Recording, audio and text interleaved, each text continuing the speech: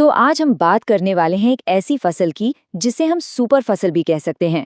जी हाँ, मैं बात कर रही हूँ रागी की, यानी फिंगर मिलेट। ये सिर्फ एक अनाज नहीं है, बल्कि ये तो पोषण और मुश्किल हालात में टिके रहने का एक पावर हाउस है। तो चलिए साथ मिलकर इसकी वैज्ञानिक खेती के हर एक पहलू को बहुत ही बारीकी से समझते हैं। हमारा मकसद बिल्कुल साफ है। रागी की खेती पर आपको एक ऐसी पूरी जानकारी देना जिसे देखने के बाद आपको कोई और सोर्स देखने की जरूरत ही ना पड़े। मतलब जब ये डिस्कशन खत्म होगा तो आप न सिर्फ अपने एग्जाम्स के लिए पूरी तरह से तैयार होंगे, बल्कि आपका प्रैक्टिकल नॉलेज भी एकदम पक्का हो जाएगा। तो देखिए, हमने इस पूरे सफर को 6 आसान हिस्सों में बांट दिया है। हम शुरुआत करेंगे रागी के इंट्रोडक्शन से, फिर इसकी जलवायु, बुवाई, सिंचाई, कीट रोग और आखिर में उपज से लेकर एग्जाम में आने वाले जरूरी सवालों तक हर चीज को एक एक करके कवर करेंगे। तो चलिए शुरू करते हैं हमारे पहले सेक्शन के साथ। सबसे पहले रागी से थोड़ी जान पहचान कर लेते हैं कि आखिर ये फसल है क्या और इसका वैज्ञानिक इंट्रोडक्शन क्या है। अब जरा सोचिए, रागी इतनी जरूरी क्यों है? असल में यही तो इसकी असली ताकत है। ये सिर्फ एक फसल नहीं है, ये न्यूट्रिशन का एक पावर हाउस है और मुश्किल हालात में किसानों का सबसे बड़ा सहारा। ये कई आदिवासी इलाकों का मुख्य भोजन तो है ही, साथ ही कैल्शियम और आयरन से भी भरपूर है। और सबसे कमाल की बात जानते हैं, इसे कम पानी वाले और पहाड़ी इलाकों में भी आराम से उगा सकते हैं और इसके दानों को बिना किसी केमिकल के 5 से 10 साल तक स्टोर किया जा सकता है ना ये एकदम जबरदस्त। रागी का इतिहास बिना इसकी खेती जितना ही पुराना और मजेदार है। इसका सफर शुरू हुआ था आज से करीब 4000 साल पहले, पूर्वी अफ्रीका के इथियोपिया युगांडा क्षेत्र से, और फिर वहां से इसने भारत तक का एक लंबा सफर तय किया। और आज ये दक्षिण भारत की खेती और वहां की संस्कृति का एक बहुत ही जरूरी हिस्सा बन चुका है। चलिए अब जरा इसके साइंटिफिक क्लासिफिकेशन पर नजर डालते हैं। ये एग्जाम के लिए बहुत जरूरी है। रागी जो है वो पोएसेई फैमिली यानी घास कुल का सदस्य है। इसका जीनस है एल्यूसीन और प्रजाति है कोराकाना। तो पूरा बोटानिकल नाम क्या हुआ? एल्यूसीन कोराकाना। और हाँ, एक पॉइंट जिस पर आप स्टार मार्क लगा लीजिए, इसका क्रोमोसोम नंबर है 2n = 36। ये सवाल एमसीक्यूज में इतनी बार पूछा गया है कि इसे तो भूलना ही नहीं है। अच्छा, मान लीजिए आप खेत में हैं, तो रागी के पौधे को पहचानेंगे कैसे? बहुत आसान है। इसकी जड़ें रेशेदार और गहरी होती हैं, जो मिट्टी को बहुत अच्छे से पकड़ती हैं, जिससे सॉइल इरोजन भी रुकता है। इसका तना सीधा होता है और उससे कई कल्ले निकलते हैं, और इसकी हाइट 30 से 120 सेंटीमीटर तक हो सकती है। पर इसकी सबसे बड़ी पहचान है इसका पुष्पक्रम, जो देखने में बिल्कुल हाथ की उंगलियों जैसा लगता है। और जी हाँ, इसी वजह से इसका नाम फिंगर मिलेट पड़ा है। इसके दाने भी बहुत छोटे और गोल होते हैं। चलिए अब अपने दूसरे सेक्शन की तरफ बढ़ते हैं। यहाँ हम ये देखेंगे कि रागी की अच्छी फसल लेने के लिए हमें किस तरह की जलवायु और मिट्टी चाहिए। देखिए, हर फसल की अपनी पसंद होती है। रागी एक गर्म मौसम की फसल है और 25 से 30 डिग्री सेल्सियस का तापमान इसके लिए सबसे बढ़िया होता है। अगर 400 से 1000 मिलीमीटर बारिश हो जाए तो क्या ही कहने, लेकिन इसकी असली खासियत ये है कि ये कम बारिश में भी हार नहीं मानती। ये सूखे को बहुत अच्छे से सहन कर लेती है, और यही वो गुण है जो इसे रेनफेड फार्मिंग यानी बारानी खेती का सुपरस्टार बनाता है। मिट्टी के मामले में रागी ज्यादा नखरेबाज नहीं है। वैसे तो ये कई तरह की मिट्टी में उग जाती है, पर लाल दोमट, लेटेराइट और उथली काली मिट्टी में ये सबसे अच्छा परफॉर्म करती है। ये 5 से लेकर 8 तक के पीएच को भी आराम से झेल लेती है। और इसकी एक और खासियत सुनिए, जहां दूसरी फसलें खराब मिट्टी में दम तोड़ देती हैं, वहां रागी डटी रहती है और अच्छी पैदावार देती है। भारत में बात करें तो कर्नाटक इसका सबसे बड़ा उत्पादक है, और उसके बाद तमिलनाडु, आंध्र प्रदेश, ओडिशा और उत्तराखंड जैसे राज्य आते हैं। ठीक है, तो अब तक हमने थ्योरी समझ ली। अब आते हैं खेती के प्रैक्टिकल पहलुओं पर। इस सेक्शन में हम बात करेंगे बुआई के तरीकों और फसल को दिए जाने वाले पोषण के बारे में। रागी लगाने के मोटे तौर पर 2 तरीके हैं। एक है सीधी बुआई यानी डायरेक्ट सोइंग, और दूसरा है रोपाई यानी ट्रांसप्लांटिंग। डायरेक्ट सोइंग में बीज सीधा खेत में डाला जाता है, जिसमें 8 से 10 किलो बीज प्रति हेक्टेयर लगता है।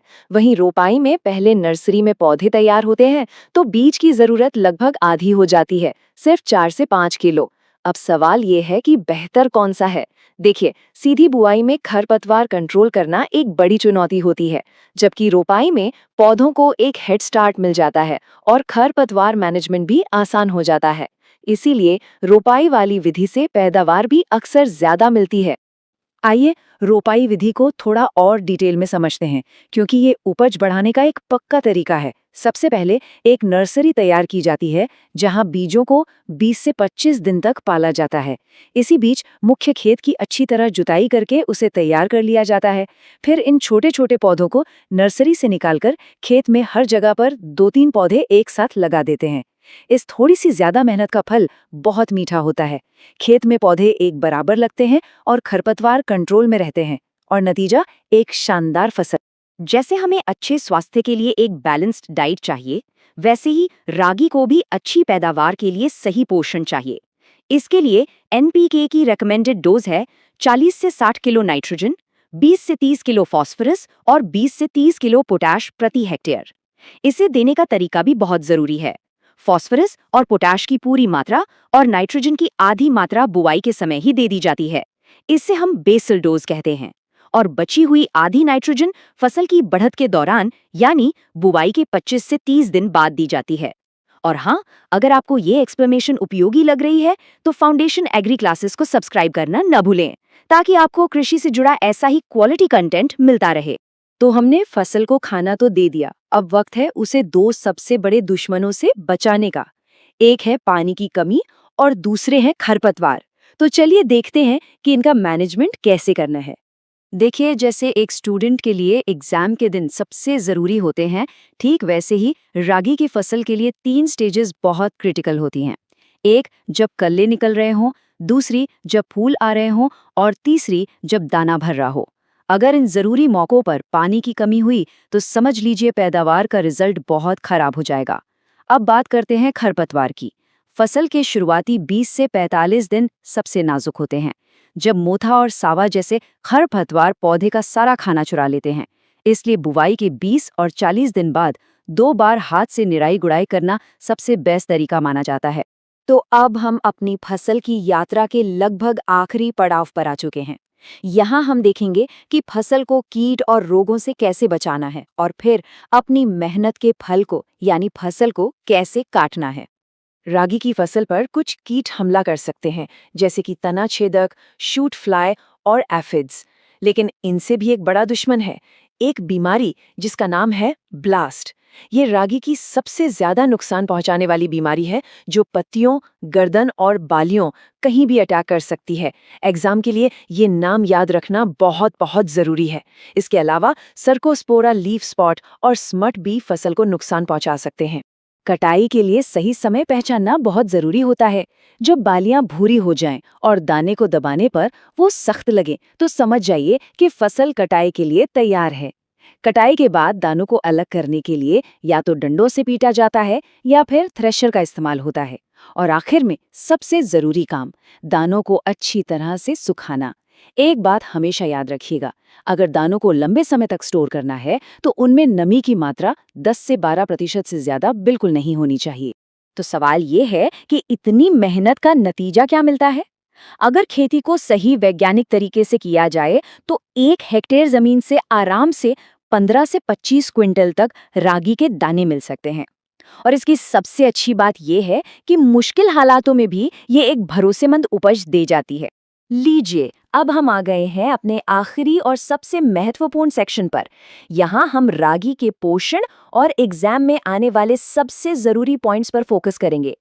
और अब आते हैं रागी के उस गुण पर जो इसे एक सुपर फूड का दर्जा देता है, और वो है इसका कैल्शियम कंटेंट। आपको जानकर हैरानी होगी कि 100 ग्राम रागी में 300 से 350 मिलीग्राम तक कैल्शियम होता है, जो किसी भी दूसरे अनाज के मुकाबले कहीं ज्यादा है। ये एक ऐसा पॉइंट है जो पोषण और परीक्षा दोनों के लिए बहुत जरूरी है।